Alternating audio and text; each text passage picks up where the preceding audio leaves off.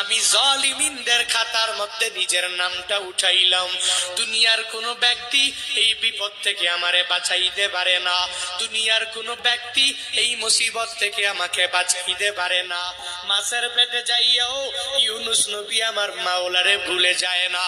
ইউনুস নবী যখন আল্লাহকে জানাইয়া দেয়, আল্লাহ লা ইলাহা ইল্লা আনতা, ও দয়ার মালিক তুমি ছাড়া কোনো ইলা নাই, তুমি ছাড়া কোনো মাবুদ নাই, তুমি ছাড়া কোনো মাসুদ নাই, তুমি ছাড়া ইবাদত পাওয়ার যোগ্য দুনিয়াতে কেউ নাই।